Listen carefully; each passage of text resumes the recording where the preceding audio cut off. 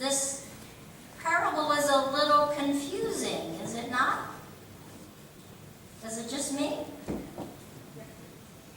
It's a difficult text. And most people, even some biblical scholars, seem to want to talk around the story instead of actually addressing it. So it's kind of hard to find our way through it and to find any real help in understanding it and interpreting it. But I'll do my best this morning to try and lead us to some sort of pertinent conclusion in the midst of all our confusion. To begin with, this is a parable. And a parable is a story that uses ordinary things to teach or to reveal spiritual truth. A parable is a story that uses ordinary things to reveal spiritual truths. So right away, we know that there is more here than meets the eye. This is not just a story about a dishonest steward or a dishonest manager. That's the informal title that's been given to this parable, by the way. The parable of the dishonest steward or the dishonest manager.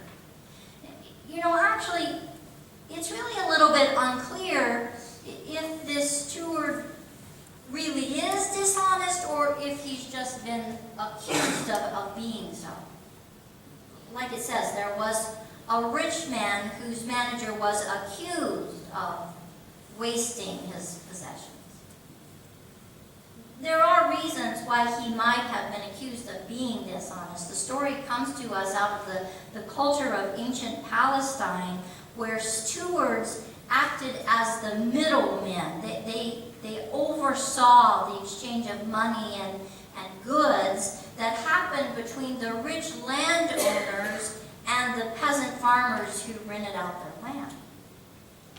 So they were in a position to kind of, manipulate things for their own financial gain. And it was something that happened. It wasn't an uncommon practice. And maybe it was the practice of this steward in the parable. The way the story is translated in the version that I read it sounds like that's at least the accusation. He might have been skimming off the top of his master's wealth. Maybe he was guilty of living a little too high on the hog, and someone, maybe even one of the tenants, charged him with squandering the rich man's profit. Eugene Peterson suggests in the Message, how many of you have a copy of the Message? I would encourage that. It's a wonderful translation, and if you sometimes are in a quandary about a certain text, it's a good thing to fall back on. So Eugene Peterson is the author of that translation, the Message. And he says that the steward was accused of taking advantage of his position by running up personal expenses. I don't know, maybe he was buying things and then putting them on the rich man's account or something to that effect. So there's this question as to exactly what the steward was doing to earn him a reputation of being dishonest. And then there is also the question as to whether he really was dishonest or just accused of being so. And you can read a lot of commentary from many sources that are going to address this specific issue, make something big out of this specific issue. But in the end, like I said, I'm not really certain that the answer to either of those questions is relevant to the point that Jesus is trying to make here. It seems like it's a way of talking around the story instead of actually addressing it. The real issue here, at least for the steward, was that he lost his job because of these accusations that were made against him, whether they were real or concocted. he was fired, right? He was fired. And like any of us would be, once he realized that his source of income was about to be drastically depleted, he began to worry about how he would continue to support himself, how he would continue to make a living. So he considered his options, and there really weren't that many. He could either do manual labor, which he says he's too weak to do, or he can beg, which he admits that he's ashamed to do. So in a very creative way, he comes up with a third alternative. His plan, as we read in the passage, is that he's going to meet with each of these tenants and have them reduce the amount of debt that they own the landowner. So one reduces his debt by 50% and the other by 20%. And if we're unfamiliar with the context of this parable, which obviously I think that we are, since we aren't living in the culture of first century Palestine, since we're unfamiliar with the context of this parable, we might assume that the steward is just kind of randomly reducing the amount. But Dr. Alice Mackenzie explains that the debt is reduced by the amount of interest that's being charged. Let me say that again. Each debt is reduced by the amount of interest that's been charged against it. She writes that in first century Palestine, the riskier the commodity was, the higher the interest that was charged on it. That's a way to do commodity business, right, Vance? So according to the parable, the interest of olive oil was 50% because it could spill or it could spoil quite easily. But the interest on grain is only 20% because it's a much more stable commodity. It's kind of interesting, right? Yeah, it is. But is it really relevant to the parable? The results of the steward's actions, now that's relevant to the parable, very relevant. It was the result of his actions that make the parable a parable in the first place. A story that uses ordinary things to teach us spiritual truths. As a result of his finagling with the promissory notes, the steward accomplishes three different things. First of all, he gains friends for himself, right? Gains friends for himself. And that was the whole intention, or at least it appears that was his intention. We know that he wanted to have something to fall back on when he lost his jobs, and certainly it looks like that his actions ensured that he would have people to turn to when he ran out of money. You in agreement with that? Yeah. So number one, he made friends for himself. Number two, and less obvious, is the fact that his messing around with these promissory notes also won friends for his master, the rich landowner. You see, when he reduced the debts, he painted a picture of his employer as a merciful and charitable man. And in order to save face with his renters, this rich man is going to want to honor those new notes. And because the tenants suddenly owe him much less money, then they can consider him a friend. So number one, he made friends for himself, and number two, he made friends for his employer, this rich landowner. But then there's number three, and this is the part of the story that makes it so confusing, so difficult to understand. Number three is that by finagling these promissory notes, the steward won the approval of his employer. The very same employer who fired him in the first place because he's accused of being dishonest. So basically, the steward cheated the rich man out of 70% of his profits, and the rich man responds by commending him for being shrewd.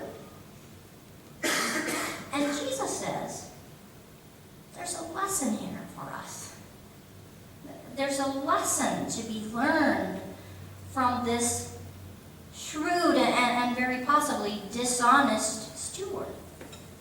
It all boils down to the fact that secularly minded people who think from a worldly perspective, secularly minded people are more perceptive, more intuitive in dealing with each other than our spiritually minded folks, those who Jesus calls people of the light.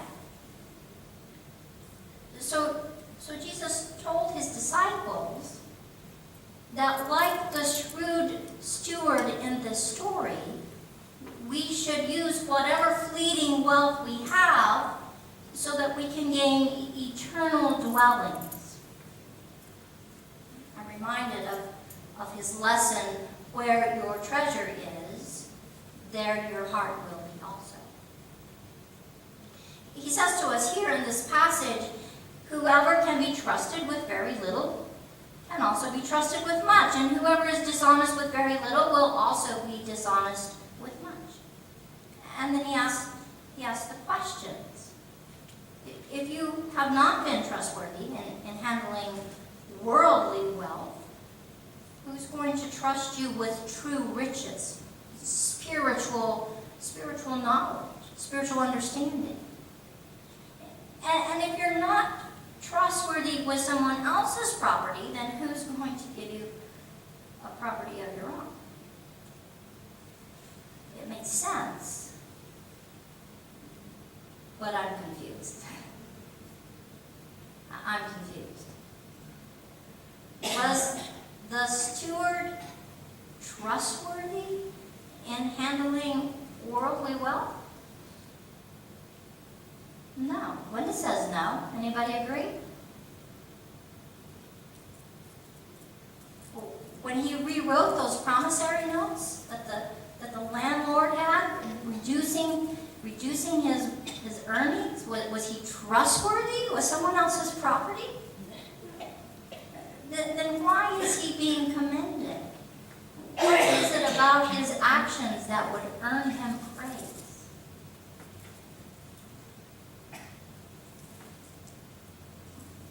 Unless there is this one thing. You see, the steward empowered those poor tenants when he reduced the interest on their debt. According to Jewish law, it's unethical to charge the poor interest because it's oppressive. We can read about that throughout the Old Testament. Exodus 22:25 says, "If you lend money to the poor among you, you shall not deal with them as a creditor. You will not exact interest from them." Leviticus 25:36 and 37 tells us not to charge interest or otherwise make a profit from people who are struggling financially. And there are other passages as well. My point is, if the landlord was charging his tenants interest, he was acting against his own religious law. And he was padding his pockets by increasing the misfortune of other people. So in the end, it really wasn't the manager who was untrustworthy with worldly wealth.